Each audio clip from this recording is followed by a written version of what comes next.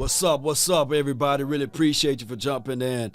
Just want to talk to you guys about my thoughts on Cole Beasley comment and how this relates to Amari Cooper. Do you guys recall the time when Cole Beasley got mad because he had lack of targets? And I get it, right? The Cowboys been under this conspiracy theory that we've been piecing together of all of the wide receivers. And it's one group, basically. It's the wide receivers. And, of course, back in the day, it was Martellus Bennett, the tight end, that had their frustrations with the lack of targets or the lack of production that they're getting out there on the field. Now, granted, it's been a long time dealing with the way that Stephen Jones handled his negotiations and the tactics that he used as it relates to money, pension, penny pension, however you want to say that. But here's the thing. It will be in the Cowboys' best interest, and I hope that this will be the solution, that Amari Cooper restructure, or they come at that restructure game the better way, the best way, versus this guy being cut, because we are hearing the same thing that Cole Beasley said. And although Stephen Jones refuted the argument and said, nah, that's not the case nor the scenario, listen to the audio, because I found the audio, and y'all know Rich Eisen, he don't pull no punches when he got some clues to what's going on with Dallas. Let's listen to this right quick. By next week, we'll be making a final decision on that. Okay, and I don't know if you were aware of what Cole Beasley was tweeting out yesterday about management deciding who gets the football in an offensive scheme, Stephen. I would hope that's just his frustration, but certainly not at all the case. I mean, we don't get involved in that. We do, the only thing we ever do is decide if we're going to, pay players a lot of money, or we're going to trade for players and give up big picks, that we certainly hope that they would be involved. If we're going to do things like that there's a reason we're doing it, that they're going to be involved, but we would never dictate where balls go or things of that nature in terms of the game plan and getting involved with what our coaching staff does to get ready to play a ball game. And lastly, certainly Cole, and certainly of all people, Cole's always involved in getting balls and getting catches, and he's been just an integral part of what we're about, and certainly he made a lot of big catches and key catches in games that we've won and had success with. Just to give you guys what he said, basically, and that Stephen Jones was listening to this because he was prepped, because Rich Eisen didn't get into details of what Cole Beasley actually said. But what Cole Beasley said, he said basically, honestly, the front office pushes who they want to get the ball to, and I haven't been a huge priority in that regard. Maybe that would change, but I'm not sure. More balls come my way in the final 2 minutes, basically. And that's when everything is not scripted. Now, we've seen this before. We was like, hey, the quarterback tend to play a whole lot better when it's the 2 minutes, or when they freestyling, the hurry up offense, and it's more so on the quarterback to make the play. And when they throw away the script, everything looks better.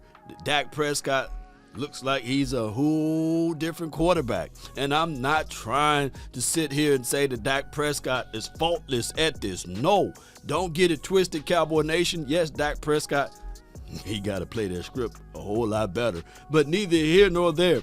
I just want this whole narrative situation that this front office, they don't dictate situations of the ball, where it goes or what have you, go away.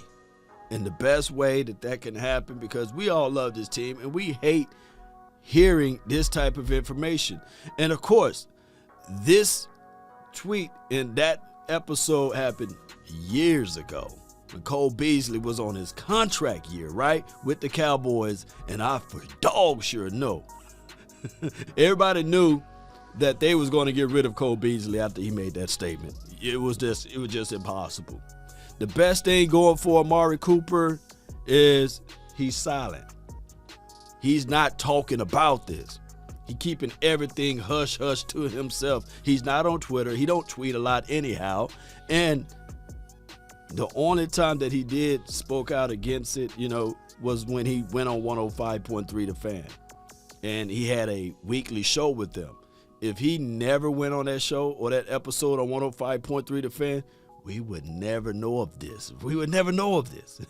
Because I don't believe that Amari Cooper is the guy that goes out and cry and complain and make fuss about his level of production openly, right? So it's crazy how all of this stuff is repeating itself. And of course, I can go down the list. Martellus Bennett said it, T.O. said it, and of course you guys can go back and forth of whether or not T.O. is credible. Dez Bryant said it, of course, and we can go all the way back to Patrick Creighton. He said the similar things about what the front office has been doing as relates to some shady stuff. But I'm not finna open up all of those old wounds, and I'm not saying that the Cowboys front office is 1,000% evil in this nature or in this tactic, but the reality is, Cowboy Nation, that this particular team got to get his mind right heading into the 2022 season, and you can't do bad and expect to get good rewards, basically. And for the life of me, Jerry Jones and John Stephen Jones, brilliant people, man, brilliant people. But some of their tactics, it just go crazy when you start looking into it. So post me your thoughts, Cowboy Nation. Let me know how you guys feel about everything. And I'm not mad at Jerry Jones because I posted a video earlier about him pushing P, basically. Number one, this is a big deal to the Dallas Cowboys. It's a big deal to this stadium. It's a big deal to sports. For that boxing match to happen right here in Arlington. And that's good. That's good. But my only thing was, he said this will benefit the Cowboys. Come on, man. Hey, man, that don't benefit the Cowboys. That benefit you. And, of course, if you want to personalize the brand, a third of us were fans of the Cowboys before you bought the team. And shout out to you, bro. Shout out to you. You know what benefit the Cowboys? You putting Jimmy Johnson in the Ring of Honor. Can anybody out-debate me on that? You know, that would benefit the Cowboys more so than bringing a fighting match or a boxing match. And shout out to the boxers out there. The boxing community is a real one in Texas versus putting Jimmy Johnson in that Ring of Honor. DC for life. Salute.